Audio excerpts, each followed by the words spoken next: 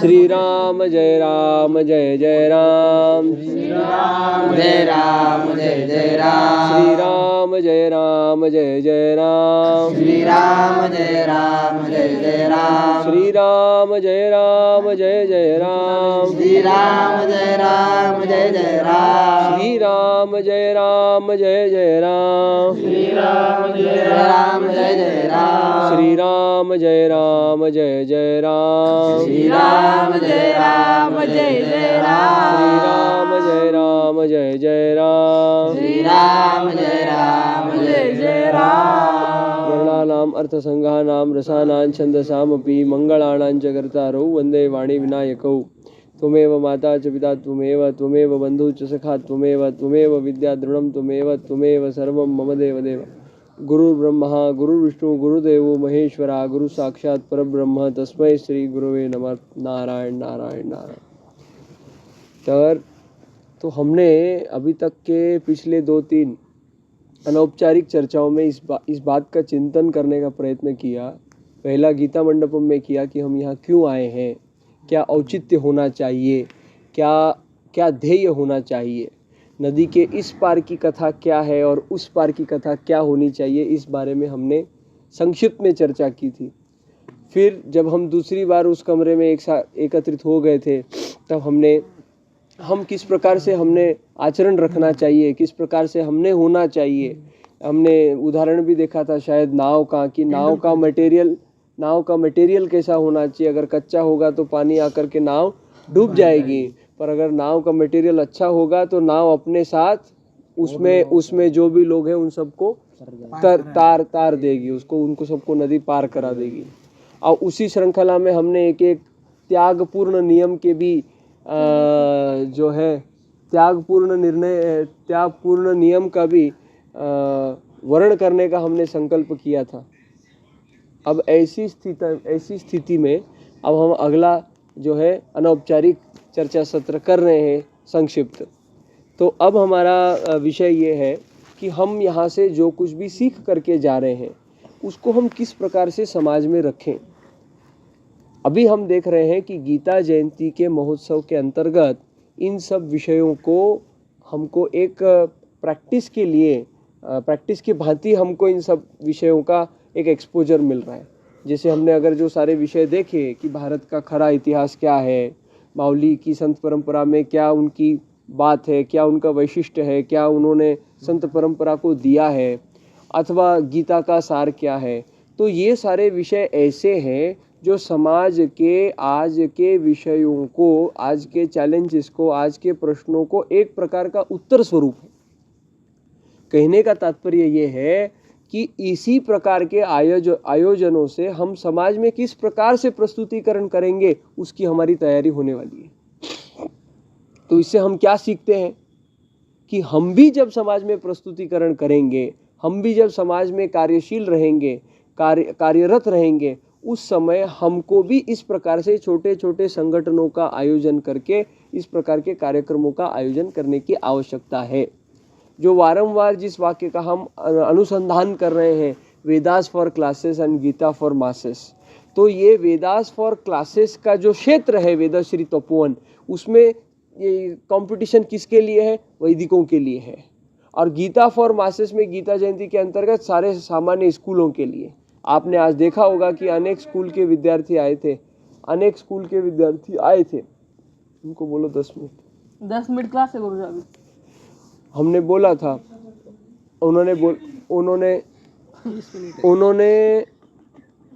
उन्होंने विद्यार्थियों को आमंत्रित किया और वे विद्यार्थी गीता आदि इन सब विषयों पे उनके नाना प्रकार के कंपटीशन हुए। शिव चरित्र का उन्होंने पारायण किया। अब विचार करो, शिव चरित्र का वे भी पारायण कर रहे हैं, आप भी पारायण कर रहे हैं, पर दोनों पारायण में फर्क होना है।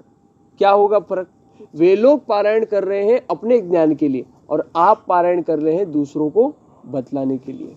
तो वे गलती करेंगे तो चल जाएगा, पर आप गलती करेंगे तो नहीं चलेगा। माना हमारा रक्त घोलता है ये सब बात को कहने में, माना कि हमारा उत्साहवर्धन इतना हो जाता है कि हम पे नियंत्रण नहीं रहता है, परंतु आवश्यक ये है, साधु व्यक्ति के लिए आवश्यक ये है कि वो सर पे बर्फ और मुंह में शक्कर रख के सारा काम करे।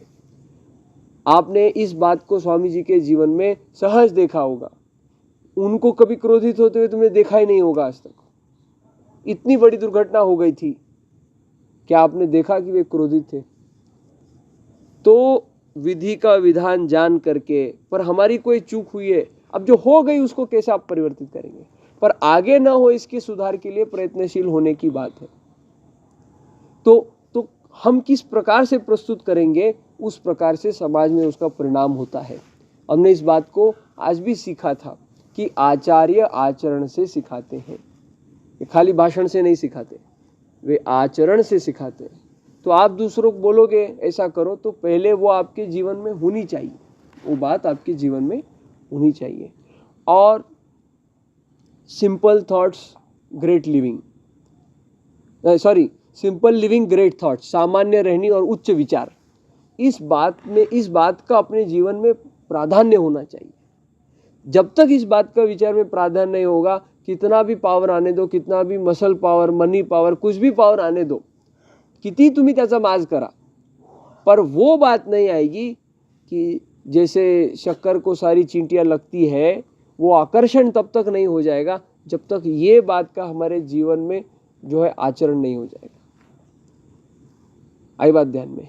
अब ये सारे आयोजन में देखो स्वामी जी की भूमिका क्या है, क्या भूमिका है? मणियों की जो डोरी होती है, हार में मणियों की डोरी होती है, तो उसमें सारे मणि हम पिरो देते हैं, वो भूमिका उनकी है। एक दिग्दर्शक, एक डायरेक्टर, इस प्रकार की भूमिका। तो वो किनको डायरेक्ट कर रहे हैं? तुम्हारे मेरे जैसे सामान्य लोगों को डायरेक्ट कर रहे हैं। एक आचार्य के भांति सामान्य लोगों को डायरेक्ट कर रहे हैं। माने उस मणि को दिशा नहीं है, उसको अपने भीतर पिरो करके एक दिशा दे रहे हैं। वही काम आपको समाज में करना है। आपके कर्मकांड के ज्ञान से, भगवत भागवत के ज्ञान से, इस प्रकार से समाज को अपने सूत्र में, माने अध्यात्म के सूत्र में पिरोना है। और वो कैसे शक्य होगा? इस प्रकार के उपक्रमों के माध्यम से। तो आप जब अकेले बैठते हैं, अब आपका वो हो गया, संहिता हो गया, अब आप एक प्रकार के ग्रेजुएट हो गए, बराबर है ना, एक प्रकार के ग्रेजुएट हो गए। तो अब आप एक, जैसे आपको समझ लो ना, उठा करके फेंक दिया बाजार में, जाओ करो।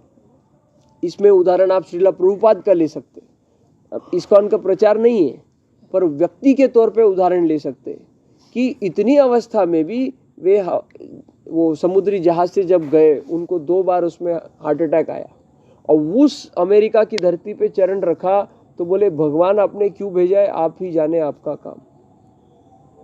तो इस संसार चक्र में जब हम पढ़ेंगे, आज सवेरे भी प्रातःकाल भी हमारे सत्र में ये चर्चा हो गई थी कि बाहर निकल के देखो, आपको मालूम पड़ेगा दुनिया लात मार के, ठोकर मार के, गाली दे के सिखा देती है, और जो चीज दुनिया सिखाती है ना, वो आप किसी पुस्तक से नहीं सीख सकते। भ्रमण का कारण ही यह है। और आचार्यों ने इस बात का बहुत सुंदर अनुसंधान और उसका उदाहरण दिया है कि ये जो संतों की परंपरा है, ये जो आचार्यों की परंपरा है, ये जन कल्याण के लिए है। ठीक, अब आप एक ही जगह बसे रहोगे तो कैसे कल्याण हो जाएगा? मतलब क्या?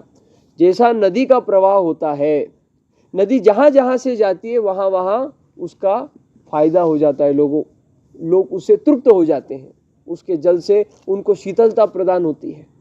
उसी प्रकार से आचार्य, संत, साधु जिस जिस स्थान से जाता है, जहां जहां सत्संग करते जाता है, वहां वहां वो लोगों को सत्संग का प्रभाव, सत्संग की शीतलता प्रदान करते हुए जाता है। इसीलिए साधु के लिए विचरण एक बहुत महत्वपूर्ण भूमिका है। और अपने संतों के जीवन में दिखता है कि नहीं, 24 घंटे से भी कम समय के लिए स्वामी जी पुणे आए यहाँ सब मीटिंग करने के लिए, और उसी पथ पर दास भी प्रयत्नशील है। उधर का काम, इधर का काम और कहीं का काम, ऐसा 4-6 साल भर का अपना नियोजन इस प्रकार का होना चाहिए, चाहे छोटा हो पर इतना ठाम होना चाहिए कि लोग उस प्रकार से अपने आप को ढाले, क्योंकि लोगों को टाइम टेबल का महत्व नहीं है। फिर वही बात आचार्य आचरण से सिखाते हैं। तो आपसे कहने का ये तात्पर्य था, जब अब आप ग्रेजुएट हो गए, जब आप अकेले में बैठते हैं, अब आपने देखा यहाँ के सब प्रकार के उत्सव देखे आपने, बाकी वेद विद्यालयों के भांति उनके कंपैरिजन में आपका ये विशेष लाभ है, भगवान की कृपा है। क्या लाभ है कि आपने सब प्रकार के आयोजन यहाँ देखे हैं। अगदी इस एक कमरे में छोटे से कार्यक्रम के आयोजन से लेकर के इतना बड़ा जो वहाँ पे सुपर स्ट्रक्चर बन रहा है, उस आयोजन तक आप सब बातों के साक्षी हैं, सब प्रकार के कर्म कांडों के साक्षी हैं। भूमि पूजन भी आपने देखा है, लिंगार्चन भी आपने देखा है, और भी सब भागवत भी आपने देखा है, अमुक भी देखा है, तमुक भी देखा, अन्नकूट भी देखा है, सब कुछ देखा। तो कहने का तात्पर्य क्या है, समाज उपयोग के प्रत्येक महीने के एक ऐसे उपक्रम का चयन करना, चयन करके उसमें समाज के लोग किस प्रकार से जुड़ सकते हैं। उदाहरण था, आपने भागवत सप्ताह लिया, तो आप भागवत बोलेंगे, लोग सुनेंगे, वो समय चला गया, अब यजमान भी ठीक से नहीं सुनता है। आई बात ध्यान में, वो अरेंजमेंट में, वो दिखावे में, वो बाकी सब में लगे हुए रहते हैं। जिस औचित्य से हम उस चीज का जो है संकल्प कर रहे हैं, वो संपूर्ण पद्धति से वहां पर होना चाहिए, उस बात की प्राथमिकता होनी चाहिए। बाकी तामझाम होए नहीं होए उसका महत्व नहीं है। आई बात ध्यान में, मैं क्या कह रहा हूं आपसे। तो भागवत उदाहरण के तौर पे आपने ले लिया, भागवत का आप कथा करेंगे, ये तो भागवत की मर्यादा हो गई। उसका कोई बैठ करके पारायण करेगा, ये भी वो मर्यादा हो गई। ये सब शास्त्रीय बात है। पर लोक उपयोगी बात क्या है? लोक उपयोगी बात यह है कि उस संबंध में आप कोई क्विज किसी को करने के लिए कह दो, या भागवत के किसी प्रसंग का शाम को सब जब एकत्रित होते हैं तो उसका एक वो कला प्रस्तुति करने के लिए कह दो। आई बात ध्यान में। इस प्रकार की लोक उपयोगी लोगों को इन्वॉल्व करके किए जाने वाली बातों को जब हम करेंगे समाज में, तब उसका एक स्तर बढ़ेगा काम का, और लोगों के मन में वो बात प्रतिष्ठित हो जाएगी। नहीं तो वो गया, अब जमाना, सत्संग चल रहा है, आइए बैठिए, मन परिवर्तित हो गया, भजन हो गया, किसको टाइम है? 30 सेकंड की रील पूरी नहीं देखते लोग, 30 सेकंड की रील पूरी नहीं देखते लोग, 10 सेकंड में चेंज कर देते, एक थक थक थक। मतलब काय तुमचं ऐकणार आहे 3 तास? आने वाली पीढ़ी के अनुसार, पर 100% जो फाइनल मार्ग है वो शांति से बैठ करके करने का ही है। उसमें आपको अपना पेशेंस बढ़ाना पड़ेगा, अपनी चंचलता को कम करना पड़ेगा। पर आप पहले झटके बोलेंगे 2 घंटा बैठ ध्यान कर, ध्यान से सुन, कोई नहीं सुनेगा, भाग जाएंगे लोग आपके। वो गया अभी जमाना। रतन टाटा का ये वाक्य है, कब? आज से 25 साल पुराना वाक्य। उन्होंने कहा कि वो जमाना गया जब मैं 25 साल का था, और मेरे बॉस के पास अगर मैं कोई नया आइडिया लेके जाऊं तो बॉस बोलेगा, पहले 25 साल मेरी सीट में बैठ के घस, मेरी जगह पे बैठ करके, मेरी कुर्सी में बैठ के घस, मेहनत कर, फिर तू आइडिया देने के लायक बनेगा। रतन टाटा जी बोलते, ये जमाना गया। अब कोई युवा या युवती कोई आएगी या आएगा और बोलेगा, सर ये उदाहरण है, उसका अगर अच्छा आइडिया है तो वो पिकअप हो जाएगा, आपको शांति से उसको एक्सेप्ट करना पड़ेगा। हम दूसरों को सिखाने के लिए, हमसे जो बड़े हैं उनको सिखाने के लिए नहीं बैठे हैं, पर हम समाज में जो देना चाहते हैं उसका स्वरूप, मुख्य स्वरूप वही रहेगा। और उसके आवती भावती जो है, जैसे सलाद होता है, सलाद काकड़ी टमाटर ही होता है, पर आप उसको सजा करके रखते हैं, वो तो 2 मिनट में उठाएगा और खत्म हो जाएगा। जब प्लेट में सजाते हैं ना, अपने बाहर भी भोजन में देखा, यहाँ पर भी अपन कभी कभी करते हैं, तो उसको सजाते हैं, पर एक 10 मिनिट में देखो परोसने के बाद विस्खळित झालेला असतं ते सगळं। पर उसको सजा के रखने के बाद वो लेने की इच्छा होती है। नहीं तो लोग सलाद कहाँ खाएंगे? उसको तो दांत साफ करने के लिए उस हिसाब से वो लास्ट में खाते हैं, सलाद तो पहले खाना चाहिए। तो उसकी प्रस्तुति कैसे है, लोक उपयोगी वो बात होनी चाहिए, लोगों का उसके अंदर इन्वॉल्वमेंट होना चाहिए। पर उसके साथ सबसे महत्वपूर्ण बात यह है कि किसी भी क्षण, किसी भी स्थिति में, किसी भी पद्धति में ये बात है कि उसकी मर्यादा का भंग नहीं होना चाहिए। उदाहरण के तौर पे पिछले 4 वर्षों से हम लोग सोलापुर में नारायण द्वार में विश्व शांति यज्ञ करते हैं। पहले 3 वर्ष तो हो गया, फिर प्रेरणा हुई, यार कुछ शास्त्रीय पद्धति ठीक नहीं लग रही है। यहाँ पर चर्चा हुई, स्वामी से प्रार्थना हुई, तो यहाँ से अपने वैदिक रोहन भैया वगैरह सब आए थे। अब हमने उधर नियम कर दिया, आहुति अगर देना है तो धोती पहन के आना पड़ेगा, नहीं नहीं कुर्ता पजामा नहीं चलेगा, तो लोग कम आएंगे तो चलेगा, पर शास्त्रीय मर्यादा का भंग नहीं होना चाहिए। और उसके लिए हमको भी उतना कट्टर रहना पड़ेगा उस नियम के लिए, क्योंकि जब नियम भंग हो जाएगा ना तो उसका जो परिणाम होना है वो उस स्तर का नहीं होगा जिसका होना चाहिए। उदाहरण के तौर पे एक बहुत अच्छा डॉक्टर है, सर्जन है, उसको बहुत अच्छी सर्जरी आती है।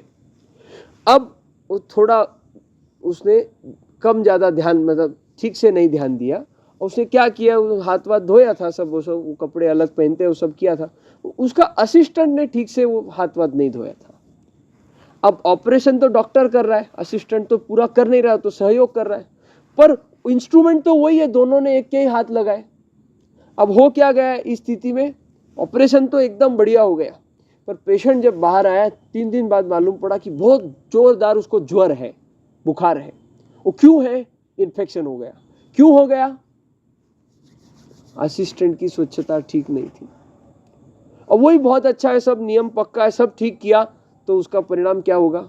ऑपरेशन भी अच्छा है और ज्वर भी नहीं है। तो छोटी छोटी बात है। अब ये उदाहरण क्यों है? इनकी वजह से ये उदाहरण बताया। और दूसरा क्यों? जो चीज प्रत्यक्ष है, जो दिख रही है परिणाम स्वरूप। अब शास्त्रीय बात है, हमने अमुक मंत्र बोल दिया, ऐसा थोड़ा इधर उधर हो गया, क्या फर्क पड़ता है? वो जब फर्क पड़ना होता है ना तब मालूम पड़ता है। जैसे लक्ष्मी जी का एक अपना कौन सा मुख्य पाठ होता है? हाँ, श्री सूक्त का एक जन ने यज्ञ करवाया था और उसमें कुछ हो गया आगे पीछे। अब परिणाम ऐसा हुआ कि श्री सूक्त कराया था धनार्जन के लिए, हो गया सीताराम। सोलापुर में घटित घटना है। अब ये प्रमाण दिखे तो ही हम माने, ये चमत्कार वाले लोग हम नहीं हैं। परंपराओं में जो ऋषि मुनियों ने लिखा है, कंदमूल फल खा करके बिना अपेक्षा के, बिना किसी ब्रांड एम्बेसडर बने उन्होंने इसको लिखा है, और ये साक्षात भगवान की वाणी है। ये सब आपको पता है। अब उस वाणी में जनता को विश्वास हो नहीं हो, पर अपना विश्वास दृढ़ होना चाहिए और उसमें कोई भी प्रकार की कमी नहीं होनी चाहिए। उसमें कोई कुठल्याही प्रकारचा हलगर्जीपणा व्हायला नको, उसमें बिल्कुल आलस्य नहीं होना चाहिए, प्रमाद नहीं होना चाहिए। तो त्रिकाल संध्या होनी चाहिए और वो आरंभ अपने आप से होगा ना। हाँ नहीं, बाहर वड़ा पाव खा लिया, नहीं चलेगा, नहीं चलेगा। मैं खुद मावा खा रहा हूं, आपको बोल रहा हूं भैया इससे कैंसर होता है, बोला तो भैया वो बोलेगा तू खा रहा है, नहीं नहीं मला तुमची काळजी। अबे तू तुझी काळजी कर पहिला। ये स्वाभाविक बात है। और अगर जगत की पदार्थिक वस्तुओं से हमारा मन लोभित हो रहा है तो न्यूनता है, ठीक करना पड़ेगा। अभी मैं आज ही एक रील देख रहा था, वो प्रेमानंद महाराज का, उसमें एक प्रसंग आया कि कोई दंडी स्वामी आए थे उनके पास। वो कह रहे थे आपके इतने बालक हैं, 500 कुछ साधु सेवक हैं उनके, तो बोले आप इनको प्रचार में क्यों नहीं लगाते? आप एक प्रचार कर रहे हैं तो इतना प्रभाव है, 500 प्रचार करेंगे तो बोले जब प्रचार के लिए बाहर जाएंगे तो किसी श्री वैष्णव के यहाँ रुकेंगे, पारिवारिक परिस्थिति में रुकेंगे तो इनका मन बिगड़ जाएगा। जब तक ये भगवत स्वरूप के साक्षात्कार नहीं होते तब तक इनको मैं बाहर भेजने की अथवा प्रचार करने की बात, अनुमति या आज्ञा नहीं करूंगा। कितनी दूरदृष्टि की ये बात है। बात सामान्य और सरल है। हमारी परंपरा बदनाम इसीलिए ना, कोणी उठून शुरू होतो, अब फिर उसका महत्व कम हो जाता है, महत्व कम हो जाता है। आधिकारिक व्यक्ति जब उस चीज की बात कर रहा है अपने तेजोबल से, तपोबल से, तो उसका प्रभाव रहेगा। नहीं तो कथाकार कम है क्या? हाँ, पैकेज है सब प्रकार के, उसका क्या अर्थ है, उसका क्या महत्व है? वो कितने भी बड़े सेलिब्रिटी होंगे तो उसका प्रभाव क्या है? उनकी 4-4 साल तक भी अगर कथा ब्लॉक है तो भी उसका प्रभाव क्या है? जब तक वो कथा सामने वाले वक्ता के मुख से निकलने वाली कथा श्रोता के हृदय रूपी कमल में जब तक वो नहीं उतर जाती तब तक उसका अर्थ नहीं है। तो मुझको बोलो महीने में एक ही कथा करेंगे तो चलेगा, तुलसी पान का दक्षिणा लेंगे तो चलेगा, पर वो कथा ऐसी होए कि वो कथा अमृत बन करके सामने वाले के जीवन में उतर जाए तो आपके जीवन का सार्थक है। आपके पास वैभव की कमी नहीं हो जाएगी, ये भागवत कहती है ये बात। और कुछ मिले इस भावना से तो करना ही महापाप है। गीता जी के जो है सूत्र के विरुद्ध बात है कि नहीं? तो इस प्रकार से लोकोपयोगी बातों को उनके प्रकार से उसको करने की आवश्यकता है और मर्यादा पूर्ण। बिना मर्यादा के की हुई बात तो भगवान ने वर्णन इसीलिए तो किया है ना कि दूसरे का धर्म चाहे कितना भी अच्छा आए, दूसरे का धर्म मतलब क्या? कर्म रूपी धर्म, उसको कितना भी अच्छा आए। अब दास साधु बनने के आग्रह में क्यों है? इसीलिए है क्योंकि वैद्यकीय सेवा करते करते ये सेवा कायम नहीं हो सकती। एक ही धर्म, एक ही समय, और जब व्यक्ति विरक्त हो जाता है तो सब कुछ उसी का हो जाता है, जिससे वो वर्ण करे वो उसका हो जाता है। बराबर है ना? विरक्त जब हो जाता है, इससे वो वर्ण करे वो उसका हो जाता है, और एक ही से तो वर्ण करेगा, अनेक से तो नहीं करेगा। अब यही परम मार्ग है, ये तो परम मार्ग है। इसलिए ये परम मार्ग का वर्ण विरक्ति के द्वार से करने का संकल्प है। और सब लोग साधु भी नहीं बन सकते। सब लोग साधु बन जाएंगे, सब लोग साधु बन जाएंगे तो साधु कथा किसके सामने करेंगे? ठीक बात है ना? सब लोग साधु बन जाएंगे तो साधु कथा किसके सामने करेंगे? पर साधुता पूर्ण जीवनी की आवश्यकता प्रत्येक की है। साधुता पूर्ण जीवनी की आवश्यकता प्रत्येक की है। इसलिए उन आचार विचारों से जो आचरण से आचार्य सिखाएंगे, वो आचार विचार से संपन्न हो करके विकल्प रहित संकल्प करके समाज उपयोगी कार्यों को धारण करके और बिना किसी प्रकार की मर्यादा का उल्लंघन करते हुए मर्यादा में रह करके शास्त्र सम्मत कार्य को करना, और इसके लिए 12 महीनों की 12 अपने संकल्पों की सूची बनाना और उस सूची की तिथि वार सब कुछ फिक्स करना, और केवल आचार्य आज्ञा होगी तो ही उसमें परिवर्तन करना, अन्यथा जगत की किसी दूसरी प्रायोरिटी के अंतर्गत उसका बदल नहीं करना, चाहे कुछ हो जाए। अमुक उत्सव होना है और विनम्र पूर्ण प्रार्थना भी करना अगर आचार्य के ध्यान में नहीं है तो, कि स्वामी जी अमुक कार्य है, बाकी आपकी इच्छा। अब आगे का सोचना पड़ेगा ना। अभी हो गया, अभी इसी वातावरण में छोटे बच्चों की थोड़ी रहोगे आप। आपकी संहिता हो गई, आपके पास आपका विजन होना चाहिए। आप आगे सीखो, उसकी कोई मनाही नहीं है। आप अभी 3 साल 4 साल वो करोगे क्या, वो हाँ सेतु पाठ्यक्रम ये लोग कर रहे हैं, वो करोगे, और कुछ करोगे, संस्कृत सीखोगे, बनारस जाओगे, जो भी करोगे, जो भी बनोगे, महत्वपूर्ण ये है कि आप क्या करने वाले हैं और आपके पास आपका रोड मैप तैयार होना चाहिए। आज सवेरे प्रातः काल जब हमने बात की तो अपने 25 वर्षों का गणित आपने बनाना चाहिए। उसमें अगर आप विवाह करने वाले हैं तो उसका समय तय करके उस बात को ध्यान में रखते हुए अपना नियम बनाना चाहिए, और नहीं करने वाले तो मौज ही मौज है, उस प्रकार से अपना नियोजन करना चाहिए। पर अगले 25 वर्षों का आप लोगों ने अपना विचार करना चाहिए और समय की आवश्यकता के अनुसार करना चाहिए, क्योंकि समय किसी के लिए नहीं रुकता है। 25 साल के युवा के जैसा 76-77 साल के स्वामी जी भागते हैं कि नहीं भागते हैं? आज इधर, कल उधर, परसों उधर, तरसों इधर, ऐसा। और वो क्या ऊर्जा है, काम करने की क्या ऊर्जा है।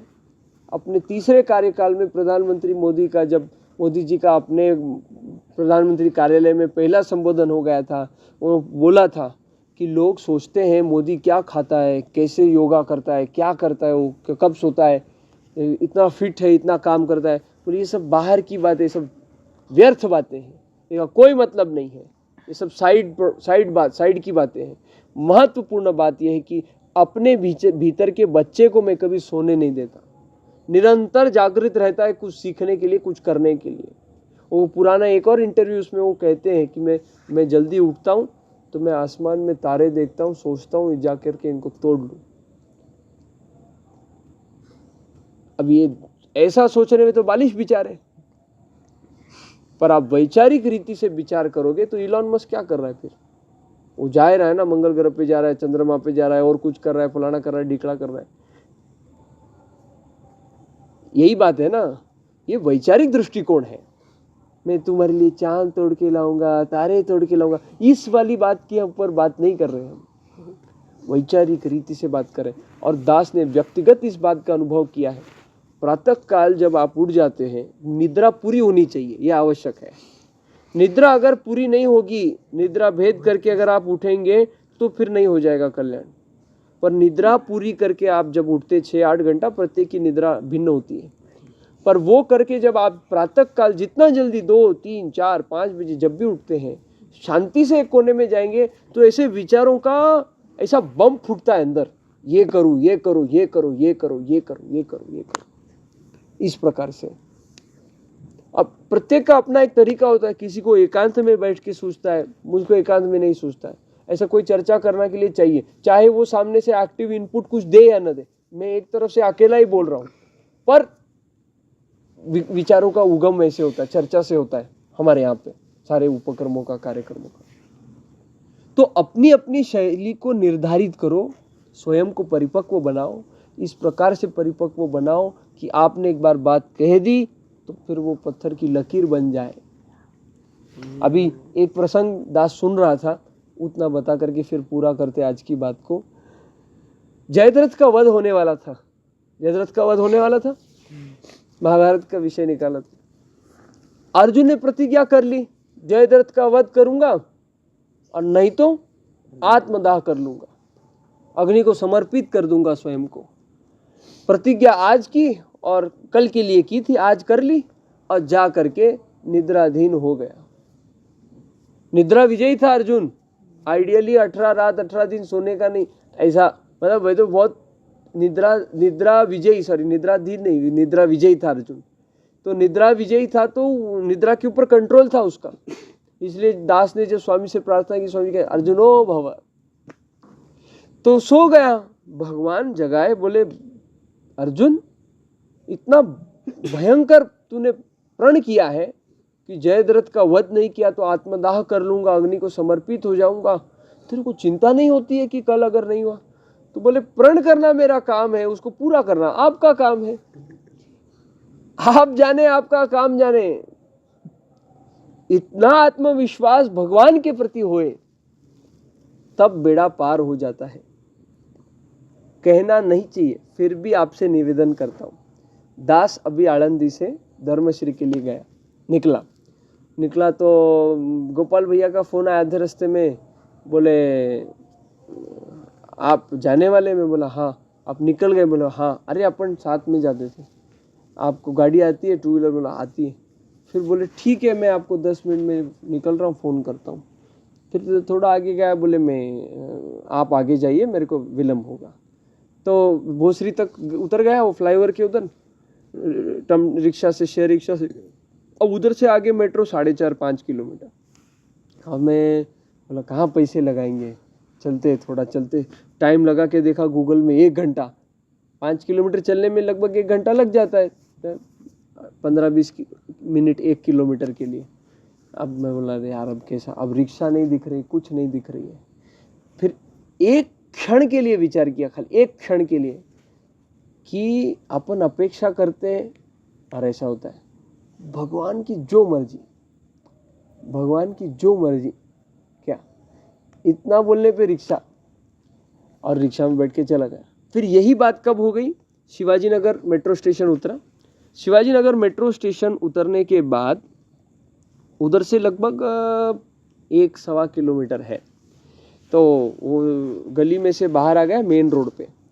मेन रोड से चल करके दास जा रहा था, तो धोती में, हाथ में टैब था, ये बार बार उतर रहा था। इतनी गाड़ियाँ जा रही थी, मैं जस्ट मन में एक विचार आया, एक क्षण के लिए, कि काश अपना ऐसा कोई वट होता, एक ऐसा वट होता कि लोग देख, अरे आप तापड़िया जी, आप आइए आइए बैठिए हमारी गाड़ी में। ऐसा एक क्षण के लिए बोले जाने दो, अपने को क्या करना है, भगवान जब करेंगे तब, अभी तो अपना नहीं है ना, हारना नहीं और अपेक्षा रखना नहीं, टांगे दिए ना अपने को तो चलना। बस इतना विचार किया कि टांगे दिए ना चलना। उतने में एक जन 2 व्हीलर पे आया, कुठे जाता है तुम्ही, सामने से पूछा उसने। मैंने नहीं हाथ किया उसको, मैंने मन में सोचा था, उधर रिक्शा के लिए हाथ कर रहा था ना इधर से जाते समय, अब की नहीं करना है। और पीछे से आकर के वो पूछता है। संकल्प की क्या ताकत होती है, और ये बार बार इत्तेफाक नहीं होता। इतने प्रवास में वारंवार ये अनुभव है। पिछले बार भी जब दास आळंदी आ गया था, तब यहाँ से एक जन को लिफ्ट के लिए बोला था, तो कुठे चालले, बोले मैं बोला नाशिक फाटक मेट्रो स्टेशन। बोले मी तेवढं लांब नहीं जाना। बोला आप जिधर जाने वाले छोड़ दो। और वो जाए जा रहा है, नाशिक फाटा स्टेशन छोड़ दिया। मैं बोला उसको, आप तुम्ही कुठे जाणार होते, बोला मी पलीकडेच जाणार होतो, तुम्हाला सोडायसाठी आलो। ऐसे आप बोलोगे उतने अनुभव दास आपको बता सकता है, पर ये आत्म बताना वो ठीक बात नहीं है। पर ये संकल्प की, निस्वार्थता की, निरपेक्षता की, ये उसका परिणाम है। जस्ट सोचा था कोई अपने को पूछे तो कितना अच्छा लगे, फिर तुरंत विचार आया, अपन पराधीन क्यों हो रहे, किसी के अधीन क्यों हो रहे। अपने को टांगे दिए ना, चलो, पर कोई पूछेगा तो, ये भाव आया। उतने में वो पीछे से आकर के, 1 किलोमीटर था उधर से, बराबर पौन से 1 किलोमीटर, तुम्ही कुठे जाता है, महाराजांकडे जाता है का धर्मश्रीला, ऐसा पूछा उसने सामने से। वो भी वारकरी था, पर वो वारकरी वहां आए, वो अपने को पूछे, वो टाइमिंग मैच करे, ये सब बात इत्तेफाक नहीं होती है। अपने जीवन में चमत्कार होता है, अपने जीवन में अपने को अनुभव आता है। भगवान अपनी बहुत छोटी छोटी बातों का ध्यान रखते हैं। ये अनुभव आपको वारंवार आएगा, वारंवार आएगा। आप इसको जागरूक होकर के सोचो, इस बात के ऊपर विचार करो। वहां से निकल रहे थे, स्वामी जी को बोला, स्वामी जी आ गया, कहाँ निकल रहे, कहाँ जा रहे, किधर जा रहे, मारवाड़ी बोले, क्यों से जा रही थी, स्वामी जी वेदश्री, भोजन करके जाओ। अब यहाँ आता तो अभी भोजन तो मिलता ही था ना 9 साढ़े 9 बजे, पर प्रेम कैसा होता है। उधर तो बहुत सारे लोग थे, उनको तो नहीं बोला।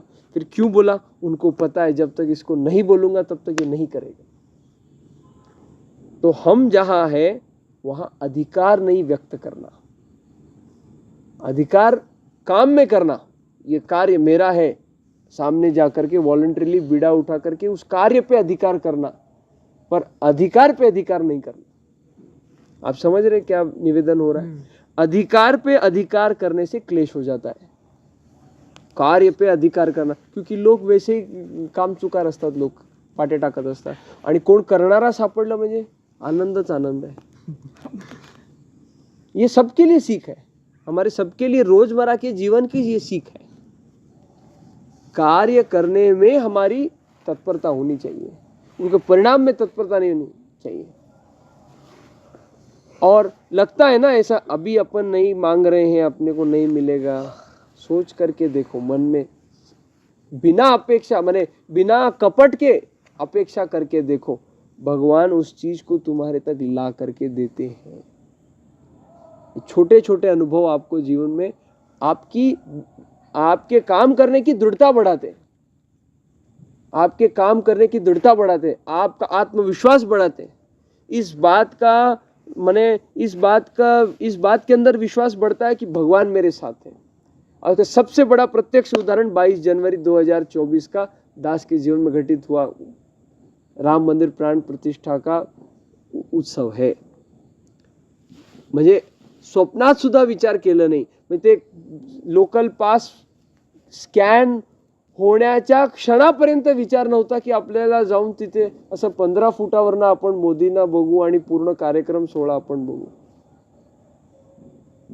म्हणजे when it is a call from him, भगवंताची जेव्हा ती इच्छा असते किंवा त्याच्याकडूनचा तो बुलावा असतो ना, मग ती गोष्ट कशी घडते। म्हणजे असे अनेक प्रसंग आपल्या प्रत्येकाच्या जीवनात होत असतात। फक्त तसा विश्वास असण्याची आवश्यकता आहे. ऐसा है. और इन विश्वासों के दम पर ही हम समाज में काम कर सकते हैं. आज दास आपको निवेदन कर रहा है, किस आधार पर कर रहा है? किस आधार पर कर रहा है? विश्वास के आधार पर कर रहा है. जितने संगठन इस जगत के अंदर टिके हैं, आज तक चलते आए हैं और अभी टिके हैं, आगे चलने वाले, उसमें एक बात है विश्वास. एक बात है विश्वास. जैसे हमारे माँ पिताजी अगर कहेंगे अबे आपको दिख रहा है ये कुआं है, बोलेंगे नहीं ये कुछ नहीं है, प्लेन है, कूद जा 40 फुट ऊपर. आप माँ पिताजी बोल रहे, वो कभी हमारा अहित नहीं कर सकते. अब आज का जमाना बहुत अलग है. बाप बेटे का खून करता है, बेटा बाप का खून करता है. उन लोगों के अंदर हम नहीं जा रहे हैं, पर सुसंस्कृत परिवारों की ये चर्चा है कि बिल्कुल विचार नहीं करेगा ऐसा. तो इस प्रकार से काम करना है, अपने आप को परिपक्व करना है और समाज उपयोगी लोक उपयोगी कार्यों को अपने टाइम टेबल से करना है, अपने क्षेत्र से उसको आरंभ करना है और उस समय वो होना ही चाहिए. आप और 5 साल पढ़ने वाले, कोई बात नहीं, 5 साल के आगे का नियोजन शुरू करो. उस नियोजन में सुधार होता रहेगा. जैसे उदाहरण के तौर पे पिछले 5 वर्षों से दास दैनिक यज्ञ करता है. अब दास को इतनी भी सन्मति सहज बुद्धि नहीं थी कि किसी भी वैदिक क्रिया को करने के पहले कम से कम आचमन तो करना चाहिए, शुद्धि करना चाहिए. नहीं पता था. लिया अपना हवन कुंड, लगाया, सब प्रार्थना किया, आह्वान किया, शुरू. कोई संकल्प नहीं, कुछ नहीं, कुछ नहीं. पिछले बारी जब आया तब चर्चा हुई, फिर स्वामी जी से पूछा, स्वामी जी बोले ये तो करना ही चाहिए. तो 5 साल का किया वो व्यर्थ हो गया क्या? नहीं. भाव पूर्ण किया है, भाव पूर्ण किया है, वो व्यर्थ नहीं हो सकता, पर उसमें सुधार निश्चित हो सकता है. आज भी जो कर रहे हैं वो परफेक्ट थोड़ी ना, बिल्कुल नहीं है. सुधार की तो हर जगह गुंजाइश है. गलती तो होने वाली है, पर कर्म किस दिन व्यर्थ नहीं जाता है. जो करेंगे, जैसा करेंगे वो कायम रहेगा. इस बात को ध्यान में रख करके सारे कर्मों को ऐसे आगे आगे आगे ऐसा जोड़ करके करना है. आई बात ध्यान में? तो इसी सब चर्चा के अंतर्गत अभी के सत्र को हम विराम देते हैं. हरे राम राम राम हरे हरे, हरे कृष्णा कृष्णा कृष्णा हरे राम राम राम हरे हरे, हरे कृष्णा कृष्णा कृष्णा हरे हरे, हरे राम राम राम हरे हरे, हरे कृष्णा कृष्णा कृष्णा हरे हरे, हरे राम राम हरे हरे, हरे कृष्णा कृष्णा कृष्णा हरे हरे, हरे राम राम राम हरे हरे, हरे कृष्णा कृष्णा कृष्णा हरे हरे, राम राम हरे हरे, हरे कृष्णा कृष्णा कृष्णा हरे. नारायण नारायण.